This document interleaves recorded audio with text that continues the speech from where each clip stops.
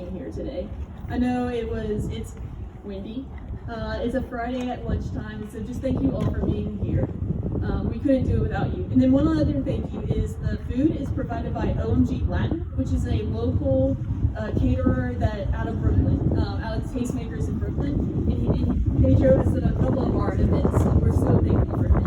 It is wonderful food and talent for everyone.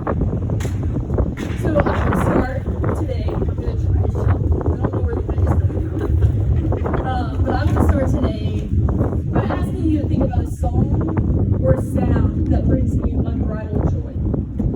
When you hear it, you can't help but have a smile on your face. It can be a sound like maybe the swish of the net during a basketball game, the pages of a good book turning, or as I'm sure Elijah is thinking, a good Whitney Houston song.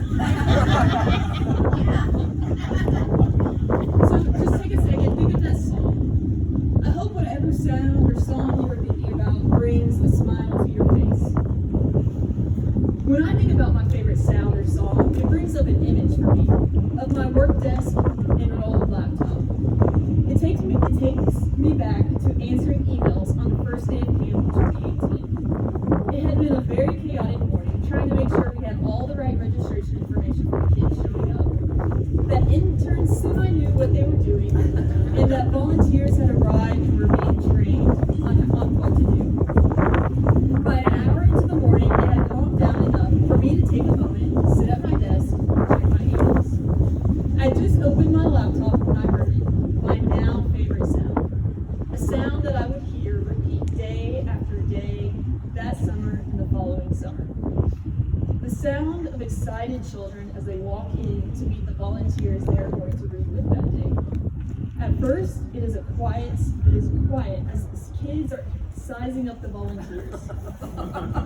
Then you hear the little chatter between the kids, and sometimes the voice of one braver kid asking to be partnered with that teenage boy that looks like they aren't going to take reading too seriously. You hear laughter from many of our readers because this is volunteer readers, because this is very true.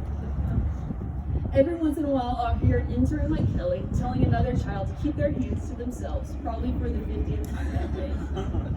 Within a few minutes, the children have been paired with volunteers. The sound changes from excited chatter about the volunteer they are going to read with to the voices of volunteers asking get-to-know-you questions. This is probably the loudest moment as the kids excitedly share their interest with volunteers as they move to pick out a book in the library. Sometimes a book is picked out that's of the interest they're talking about, or as most of our first and second graders love to pick out, it's No David, which for some reason is their favorite book. Once the books are chosen, this is the beautiful part of the sound. It goes from kind of that chaos of getting to know you and picking out books to a low murmur of young voices reading. An occasional older voice breaks through the murmur to ask a relevant question to see if the child is comprehending what they're reading. After 35 minutes, the murmur is interrupted by an intern letting everyone know it's time to wrap up and to get ready to rotate to recreation. After books are put away and goodbyes are exchanged, the kids' voices rise again as they start to wonder what activity are they going to do in recreation. Did the interns set up bowling lanes again? Human foosball? Or maybe the crowd-pleasing obstacle courses? An intern leads the kids to recreation, and another brings the next group to reading, and the whole song starts again. I've started calling this noise, or the sounds, holy noise. What makes this sound so holy to me is what it takes to make it happen. The community that has come together to support this noise. We have to have young adults like Kelly willing to bring their whole selves every day to work. They have to bring their skills, gifts, and lots of energy to make camp fun and build trust with the kids so they continue to show up. We need volunteers willing to patiently read with the children and feed the interns dinner. Children and families that want to take part in camps that focus on reading and social emotional health of their kids. Churches that provide hospitality to all the families, children, and volunteers. All of these groups come together as a community to make this holy noise possible. It would not be as sweet if one was missing. For the past 2 years, I have missed that particular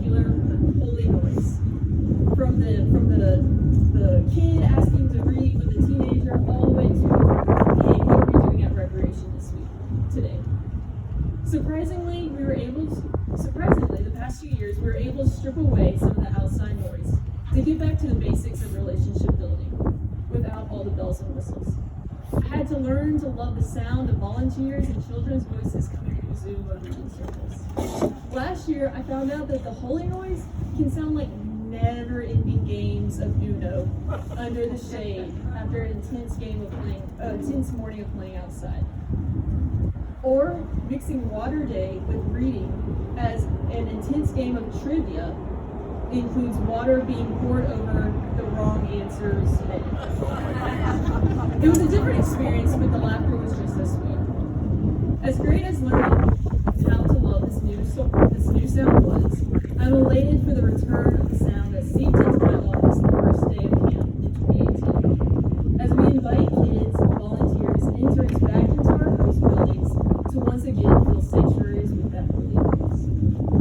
While always listening to public health and professionals, this summer we can't wait to create space for the community to come together once again to ignite the potential of all people. Through books, nutritional meals, playtime, and just plain silliness. But more importantly, through meaningful mutual relationships, grounded in caring and respect, young people are reminded of their belonging, their belovedness, their God-given potential. New relationships emerge between a young adult and a child, between an emerging reader and a community volunteer, a church member and a church neighbor. This is how transformation begins. This is the holy noise where God stirs the heart and souls and minds of people who otherwise might have never met, and forges a new community of hope and joy. That is what inspires our approach at Project Transformation. Our vision is a world that is rooted in love, pursues the equity of all people, and amplifies God's call in every life. If we believe, magnify, and replicate that, imagine what our world would become. In 2022, our host churches will be Brighter Day Ministries again with a new one at Emory Fellowship, United Methodist Church. We will welcome back 90 kids, 45 at each church, 12 interns, and over 150 volunteers. That's a whole lot of holy noise in relationships. And relationships have always been our focus, but now more than ever, as we emerge from an isolating pandemic, our understanding of the need and hunger for authentic relationships is deeper than we ever could have anticipated. Today, God's faithfulness towers over the deep waters of anxiety, fear, and trauma, and grief, and beckons us towards new relationships that comfort, encourage, celebrate, and inspire. Indeed, the joy of living is still available to us. As we begin our 5th year of ministry, which is incredible, 5 years, we are taking intentional steps to drive our joyful mission. First, we are complementing our literacy program by continuing to grow our emphasis on social and emotional health, so that our children can develop into problem solvers who are relational, empathetic, and optimistic. Second, we are embedding practices of diversity, equity, and inclusion into the fabric of our organization. Just this week, Elijah and I spent 8 hours over 2 days working on restorative justice training to bring that into our program for our kids, for our interns, and for our volunteers. As we prepare for the holy noise and joy that will start in less than 2 months, we pause to take a moment of gratitude. We thank you for gracing us with your presence in this hour so that we can dream together, appreciate the relationships that brought us here, and anticipate new relationships to come. Some of you have supported PTDC from our inception in 2018. Others you are learning about it for the first time today. And whoever you are, wherever you find yourself, together we can become partners in transformation, investing in a God-shaped ministry that is larger than ourselves. Thank you for being here today. Thank you for listening, and thank you for being part of the holy noise that is Project Transformation.